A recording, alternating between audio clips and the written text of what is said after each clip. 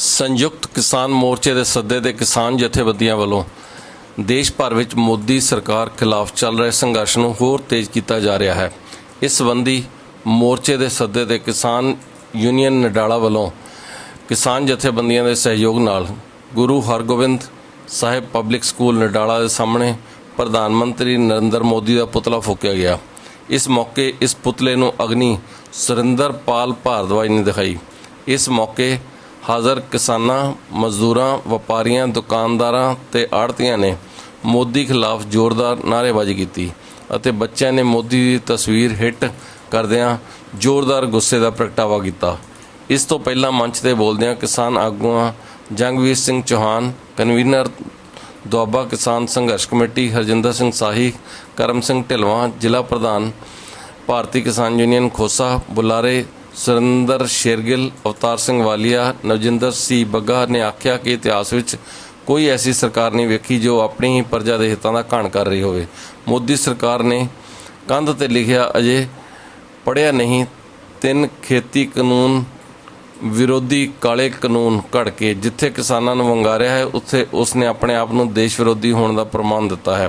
उन्होंने ऐलान किया कि देश के अन्नदाता किसान को मोदी की वंगार प्रवान है। जो लोग तख्त ते बिठाते हैं ला भी देंगे। बुलारियां डॉक्टर आसा सिंह घुम्मण, सुखपाल सिंह चीमा, गुरप्रीत सिंह पड्डा, डॉक्टर लखविंदर सिंह दाऊदपुर, गुरदीप सिंह मिर्जापुर, फकीर सिंह तलवाड़ा, नंबरदार बलराम सिंह मान, मास्टर जसवंत सिंह खख, स्टीफन काला, जसप्रीत सिंह गुराया, जगजीत सिंह भगताना, डॉक्टर संदीप पसरीचा, मास्टर बलदेव राज ने भी सरकार को चेतावनी दी कि वह किसानों ते जकलम करन तो बाज आवे, काले कानून रद्द करे, नहीं तो उसका हशर भी समकाली हाकमां वर्गा होवेगा। इस मौके नंबरदार जसपाल सिंह, इंद्रजीत सिंह खख, लखविंदर सिंह मुल्तानी, गुरनाम सिंह मुल्तानी, गुरदेव सिंह चकोकी, मास्टर बलदेव राज, बलविंदर सिंह साही, गुरदेव सिंह ढिल्लों, गुरप्रीत सिंह वालिया, परमजीत सिंह कंग, अवतार सिंह कलसी, हरदेव सिंह भुल्लर, दलवीर सिंह तलवाड़ा, दर्शन सिंह खख, हरमन सिंह नडाला, अर्जन सिंह नडाला, लखविंदर सिंह मल्ली, हरविंदर सिंह खख, मक्खन सिंह दाऊदपुर, जसपाल सिंह मल्ली, जगजीत सिंह बिट्टू, बलविंदर सिंह बिट्टू खख, प्यारा सिंह गुराया, बवनजीत सिंह ढिल्लों, हरभजन सिंह गुराया, हरप्रीत सिंह हैप्पी चीमा, बलविंदर सिंह खख, सुखपाल सिंह वालिया, आड़ती जवाहर लाल, जसविंदर सिंह पन्नू दाऊदपुर, लखविंदर सिंह मिर्जापुर, जोगिंदर सिंह लाडा, प्रदीप सिंह ढिल्लों, जज सचदेवा, राम सिंह रामगढ़िया, अजीत सिंह बल, वजीर सिंह USA, हरपाल सिंह घुम्मण, लखा लाहौरिया, हरविंदर सिंह रायपुर अराइयां, अमरीक सिंह साही, गुरदेवजीत सिंह कंग, सुखजिंदर सिंह जौल, अजिंदर सिंह पाला, अजीत सिंह खख, गुरनाम सिंह सलैच ਅਤੇ ਹੋਰ हज़ारां ही लोग हाज़र सन। इस मौके गुलाब सिंह USA पटाकियां की सेवा और पुतले की सेवा सुरिंदर पाल भारद्वाज ने की। किसान यूनीयन नडाला वालों मास्टर बलदेव राज ने सब सहयोगियों ते किसान आगूआं, स्वै सेवी जथेबंदियां और लोगों का धन्यवाद किया। इस मौके पूरा दुसहरे वर्गा माहौल बनया होया सी। पुलिस वालों सुरक्षा के व्यापक प्रबंध किए हुए सन। भलत तो पंजाब न्यूज़ चैनल ਲਈ राजा की रिपोर्ट। मार्च राट के जो बच्चे आए ने इन्होंने मोदी की तस्वीर में हिट करना है। सो हरप्रीत को बेनती है अगले बुलारे तो पहले वो तैयारी कर लवे। हुण मैं बेनती करना डॉक्टर आसा सिंह घुम्मण जी को जिप्सी से सवार बच्चे ਵੱਖ-ਵੱਖ तरह के नारे बुलंद कर रहे सन। सो बड़ा चंगा लग रहा सी। सो सानू आसा ने नहीं होंदा ते लिफ नहीं रहा ते जिद्दण होना ते इहने टुटना ही आ। ਇਹਦੀ सरकार भी टुटनी है तो यह जिहड़ा डिक्टेटर रवैया आ वह भी ਇਹਦਾ टुटना आ। ये जो मर्जी कर लवे। अज पूरा देश तुहाडे नाल खड़ा आ, तुसीं देश दे नाल खड़े आ। इस अंदोलन का साथ दिओ। तुहाडे तो आस करदा कि इसे तरह तुसीं इहो जिहा प्रोग्राम करके इन्हां किसान वीर मजदूरां दे विच तुसीं नवां उत्साह भरोगे, इस अंदोलन का साथ दोगे। सारियां वीरां दा, भैणां दा, बच्चियां दा बहुत बहुत धन्नवाद करदा। प्रबंधकी कमेटी का बहुत बहुत धन्नवाद करदा। किसी गल तो डरना नहीं, झुकना नहीं। बेनती है डॉक्टर लखविंदर सिंह जी साबका सरपंच दौदपुर 2 मिनट वास्ते वो आके अपने विचार देन। डॉक्टर लखविंदर सिंह जी दौदपुर उन्होंने तो बाद ਭਾਰਤੀ ਕਿਸਾਨ ਯੂਨੀਅਨ ਦੇ ਜ਼ਿਲ੍ਹਾ ਪ੍ਰਧਾਨ, ਭਾਰਤੀ ਕਿਸਾਨ ਯੂਨੀਅਨ ਖੋਸਾ ਦੇ ਜ਼ਿਲ੍ਹਾ ਪ੍ਰਧਾਨ ਕਰਮ ਸਿੰਘ ਜੀ ਤਿਆਰ ਰਹਿਣ। ਉਹਨਾਂ ਨੂੰ ਬੇਨਤੀ ਹੈ ਕਿ ਉਹ ਆਪਣੇ ਵਿਚਾਰ ਦੇਣਗੇ। ਸੋ ਮੈਂ ਇੱਕ ਵਾਰ ਫੇਰ ਬੇਨਤੀ ਕਰ ਦੇਵਾਂ ਕਿ ਜਿਹੜੇ ਵੀ ਵੀਰ ਇੱਧਰ ਉੱਧਰ ਬੈਠੇ ਨੇ, ਕਿਉਂਕਿ ਆਪਾਂ ਬੈਠਣ ਵਾਸਤੇ ਵਧੀਆ ਪ੍ਰਬੰਧ ਕੀਤੇ ਨੇ, ਕੁਰਸੀਆਂ ਹੋਰ ਆ ਰਹੀਆਂ ਨੇ, ਸੋ ਆ ਕੇ ਸਾਹਮਣੇ ਉਹ ਸੰਗਤਾਂ ਦੀ ਹੋਈ ਆ।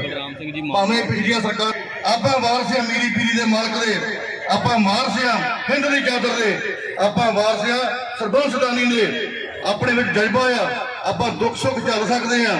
ਤਾਂ ਮੇਰੀ ਬੇਨਤੀ ਹੈ ਕਿ ਮੋਰਚੇ ਦੀ ਜਿਹੜੀ ਮੈਂ ਹੁਣ ਗੱਲ ਕਰਨੀ ਹੈ, ਮੋਰਚਾ ਬੜਾ ਆਖਰੀ ਸਟੇਜ ਤੇ ਪਹੁੰਚ ਚੁੱਕਾ, ਬਹੁਤ ਦੁੱਖ ਝੱਲੇ ਗਏ ਉੱਥੇ, ਮੈਂ ਉਹ ਗੱਲਾਂ ਨਹੀਂ ਹੁਣ ਸ਼ੇਅਰ ਕਰਨੀਆਂ।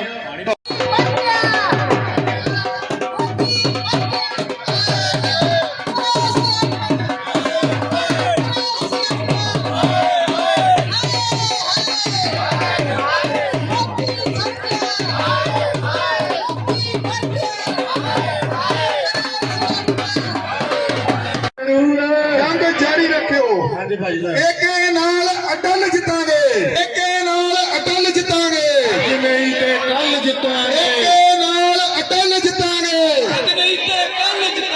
ਇਨਕਲਾਬ ਜਿੰਦਾਬਾਦ, ਜਿੰਦਾਬਾਦ ਜਿੰਦਾਬਾਦ। ਭਰਾਵੋ ਬਾਹਾਂ ਨਹੀਂ ਤੁਹਾਡੀਆਂ ਖੜੀਆਂ ਹੁੰਦੀਆਂ, ਕੀ ਹੋਇਆ ਚਾਹ ਨਹੀਂ ਮਿਲੀ? ਖਿੱਚ ਕੇ ਬੁਲਾਓ। ਜਿੰਦਾਬਾਦ ਜਿੰਦਾਬਾਦ ਜਿੰਦਾਬਾਦ ਮੋਦੀ ਸਰਕਾਰ ਮੁਰਦਾਬਾਦ, ਮੁਰਦਾਬਾਦ ਮੁਰਦਾਬਾਦ। ਮੋਦੀ ਸਰਕਾਰ ਮੁਰਦਾਬਾਦ, ਇਨਕਲਾਬ ਜਿੰਦਾਬਾਦ। ਸੋ ਵਾਹਿਗੁਰੂ ਜੀ ਕੀ ਵਾਹਿਗੁਰੂ ਜੀ ਕਾ ਖਾਲਸਾ ਸ੍ਰੀ ਵਾਹਿਗੁਰੂ ਜੀ ਕੀ ਫਤਿਹ। ਛੋਟੇ ਜਿਹੇ ਸੁਨੇਹੇ ਦੇ ਤੁਸੀਂ ਸਾਰੇ ਇੰਨੀ ਪਬਲਿਕ ਇੱਥੇ ਆਏ ਹੋ, ਅਸੀਂ ਬਹੁਤ ਤੁਹਾਡੇ ਧੰਨਵਾਦੀ ਹਾਂ। ਸਿਰਫ ਸਰਕਾਰ ਨੂੰ ਜਗਾਉਣ ਵਾਸਤੇ ਆਪਾਂ ਇੱਥੇ ਆਏ ਹਾਂ, ਤੇ ਜਿਹੜੇ ਸਾਡੇ ਵੀਰ ਉੱਥੇ ਦਿੱਲੀ ਬੈਠੇ ਆ ਮੋਰਚੇ ਵਿੱਚ, ਉਹਨਾਂ ਦਾ ਹੌਸਲਾ ਅਫਜ਼ਾਈ ਕਰਨ ਵਾਸਤੇ ਵੀ ਇਹ ਬੜਾ ਜ਼ਰੂਰੀ ਹੁੰਦਾ ਕਿ ਸਾਡੇ ਪਿੱਛੇ ਕੋਈ ਲੋਕ ਡਰਦੇ ਆ। ਉਹ ਇਹਨਾਂ ਨੂੰ ਜਗਾਉਣ ਵਾਸਤੇ, ਇਹ ਮੋਦੀ ਸਰਕਾਰ ਨੂੰ, ਮਾੜੀ ਸਰਕਾਰ ਨੂੰ ਜਗਾਉਣ ਵਾਸਤੇ ਇਹ ਸਾਰੇ ਰਲ ਕੇ ਆਪਾਂ ਹਮਲਾ ਮਾਰੀਏ ਤੇ ਸਾਰਾ ਇਹ ਕੰਮ ਜਿਹੜਾ ਇਹ ਜਿੱਤਿਆ ਜਾ ਸਕਦਾ। ਵਾਹਿਗੁਰੂ ਜੀ ਕਾ ਖਾਲਸਾ ਸ੍ਰੀ ਵਾਹਿਗੁਰੂ ਜੀ। ਕਾਲੇ ਕਾਨੂੰਨ ਮੋਦੀ ਸ਼ੋਦੀ ਚੱਕ ਦੇਾਂਗੇ, ਮੋਦੀ ਸ਼ੋਦੀ ਚੱਕ ਦੇਾਂਗੇ, ਕਾਲੇ ਕਾਨੂੰਨ, ਕਾਲੇ ਕਾਨੂੰਨ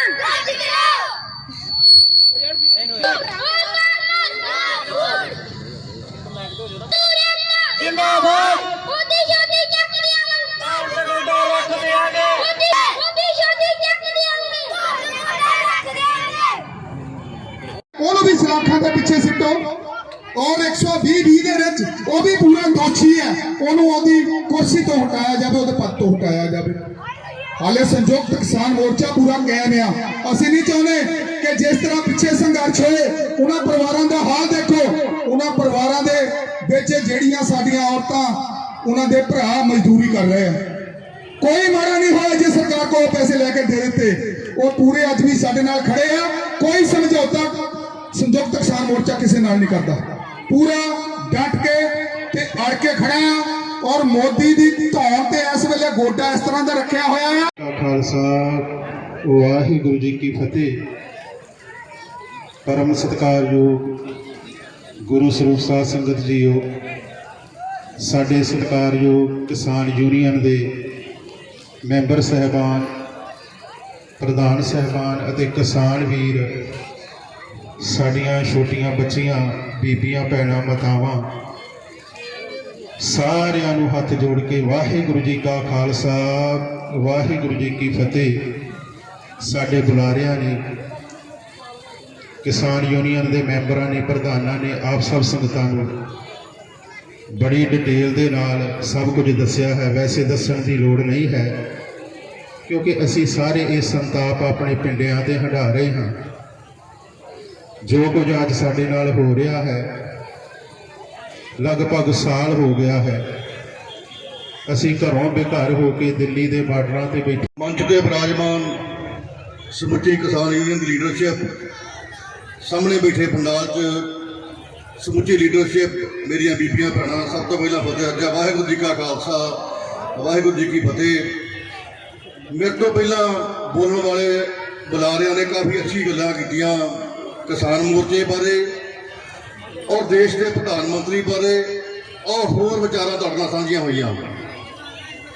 ਮੈਂ ਇੱਕ ਦੋ ਵਿਚਾਰਾਂ ਤੁਹਾਡੇ ਨਾਲ ਸਾਂਝੀਆਂ ਕਰਦੀਆਂ। ਕਿਸਾਨ ਮੋਰਚਾ ਚੱਲਦੇ ਨੂੰ ਸਾਨੂੰ 1 ਸਾਲ ਤੋਂ ਉੱਪਰ ਦਾ ਸਮਾਂ ਹੋ ਗਿਆ। ਸਭ ਤੋਂ ਜੇ ਘਟੀਆ ਪ੍ਰਧਾਨ ਮੰਤਰੀ ਸਾਬਤ ਹੋਇਆ ਇੰਡੀਆ ਦਾ, ਉਹ ਇੰਟਰਨੈਸ਼ਨਲ ਲੈਵਲ ਤੇ ਇੱਕ ਫੇਲਿਅਰ ਪ੍ਰਧਾਨ ਮੰਤਰੀ ਸਾਬਤ ਹੋਇਆ। ਮੈਂ ਬੱਚਿਆਂ ਨੂੰ, ਨੌਜਵਾਨਾਂ ਨੂੰ, ਆਪਣੀਆਂ ਬੱਚੀਆਂ ਨੂੰ, ਜਿਹੜੇ ਪੜ੍ਹੇ ਲਿਖੇ ਆ, ਜਿਹੜੇ WhatsApp ਨਾਲ, Facebook ਨਾਲ ਕੰਟੈਕਟ ਰੱਖਦੇ, ਸਾਡੇ ਨੌਜਵਾਨ ਜਿਮ ਵਾਲੇ ਬੱਚੇ ਬਹੁਤ ਆਏ ਹੋਏ ਆ, ਉਹਨਾਂ ਨੂੰ ਮੈਂ ਬੇਨਤੀ ਕਰਨੀ ਚਾਹੁੰਦਾ ਕਿ ਕੰਟੈਕਟ ਫਾਰਮਿੰਗ ਕੀ ਆ, ਇਹਦੇ ਬਾਰੇ ਤੁਸੀਂ ਆਪਣੇ ਪੇਰੈਂਟਸ ਨੂੰ ਤੇ ਆਪਣੇ ਆਲੇ ਦੁਆਲੇ ਦੇ ਲੋਕਾਂ ਨੂੰ ਜਾਣੋ ਜ਼ਰੂਰ ਕਰਾਓ ਕਿ ਇਹ ਕੀ ਕਾਲੇ ਕਾਨੂੰਨ ਹੈ। ਇਹ ਕਿਉਂ ਇਹਨਾਂ ਕਾਲੇ ਕਾਨੂੰਨਾਂ ਦੇ ਖਿਲਾਫ ਸਾਨੂੰ ਇਹ ਲੜਾਈ ਲੜਨੀ ਪਈ।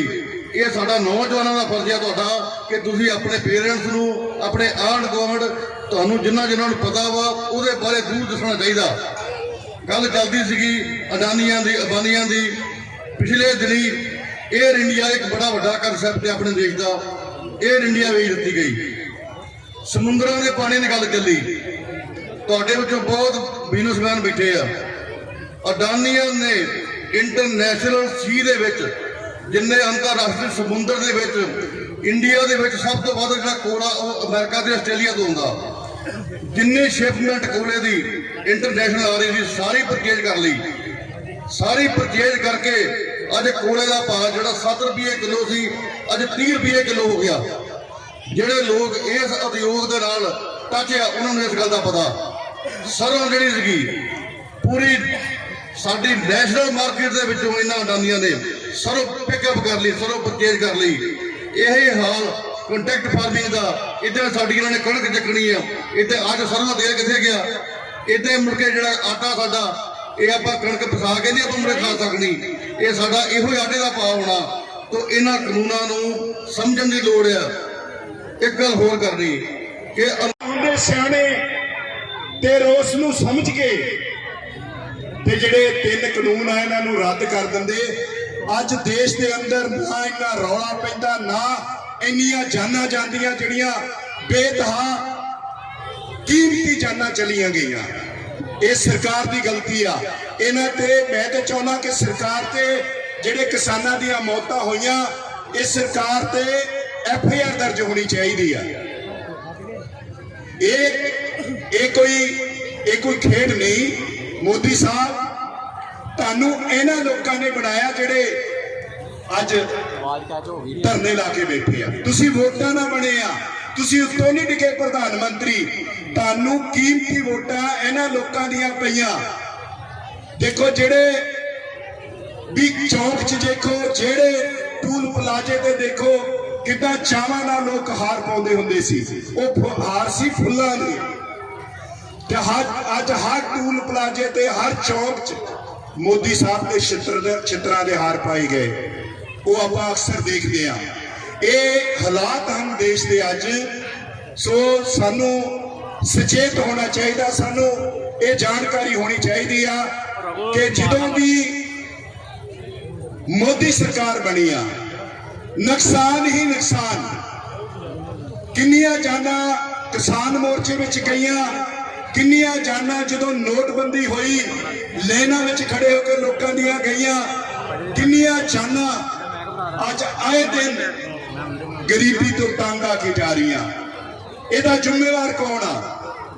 ਜ਼ਿੰਮੇਵਾਰ ਦੇਸ਼ ਦੀ ਸਰਕਾਰ, ਦੇਸ਼ ਦਾ ਪ੍ਰਧਾਨ ਮੰਤਰੀ। ਇਸ ਕਰਕੇ ਆਪਾਂ ਸਾਰੇ ਰਲ ਕੇ, ਕਿਉਂਕਿ ਸਮੇਂ ਨੂੰ ਵੀ ਆਪਾਂ ਸਮਝਣਾ, ਸਮਾਂ ਵੀ ਬੜੀ ਤੇਜ਼ੀ ਦੇ ਨਾਲ ਅੱਗੇ ਵਧ ਰਿਹਾ, ਆਪਾਂ ਪੁਤਲਾ ਵੀ ਸਾੜਨਾ।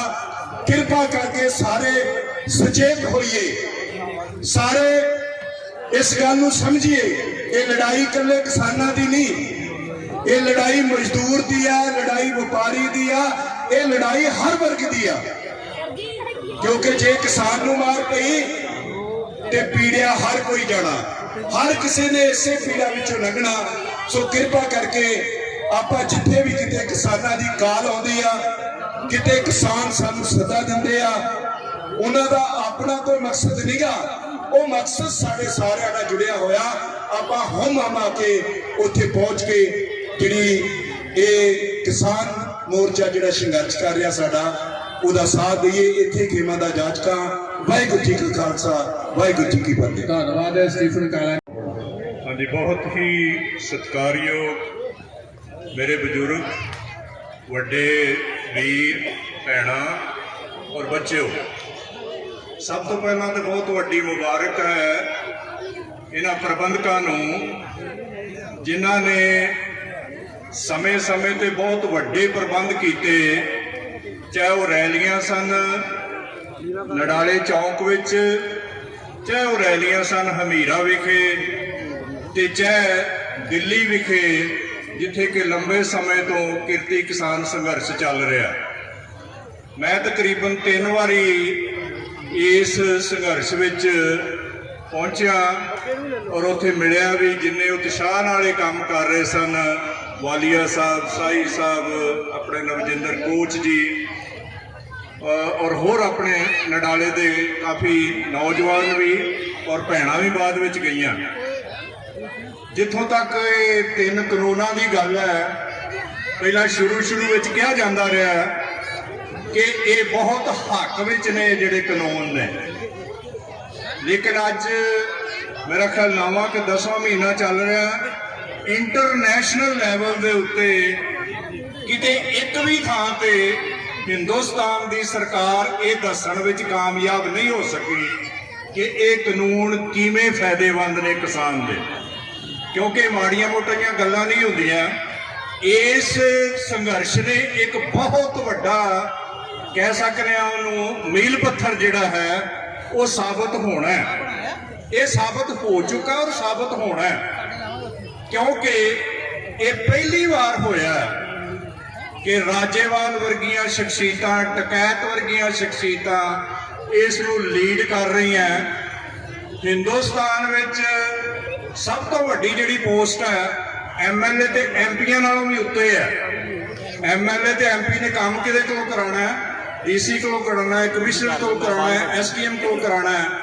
ਤੇ ਰਾਜੇਵਾਲ ਸਾਹਿਬ ਤਾਂ IAS ਵਾਲਿਆਂ ਨੂੰ ਪੜ੍ਹਾਉਂਦੇ ਰਹੇ ਨੇ ਖੁਦ, ਕਿਉਂਕਿ MSc ਐਗਰੀਕਲਚਰ ਤੇ MSc ਐਗਰੀਕਲਚਰ ਦਾ ਪੇਪਰ ਜਿਹੜਾ ਉਹ IAS ਵਾਲਿਆਂ ਨੂੰ ਪੜ੍ਹਾਉਂਦੇ ਰਹੇ ਨੇ। ਔਰ ਉਹਨਾਂ ਨੇ ਪਹਿਲੇ ਦਿਨ ਹੀ ਕਹਿਤਾ ਸੀ ਕਿ ਇੱਕ ਗੱਲ ਘੱਟੋ ਘੱਟ ਮੈਂ ਤੁਹਾਨੂੰ ਯਕੀਨ ਦਿਵਾ ਸਕਣਾ ਕਿ ਜਦੋਂ ਵੀ ਕਿਸਾਨਾਂ ਦਾ ਜਾਂ ਕੋਈ ਵੀ ਮੋਰਚਾ ਜਿਹੜਾ ਫੇਲ ਹੁੰਦਾ ਰਿਹਾ, ਉਹ ਟੇਬਲ ਤੇ ਜਾ ਕੇ ਫੇਲ ਹੁੰਦਾ ਰਿਹਾ, ਲੇਕਿਨ ਟੇਬਲ ਤੇ ਇਹ ਮੋਰਚਾ ਕਦੀ ਨਹੀਂ ਫੇਲ ਹੋਏਗਾ।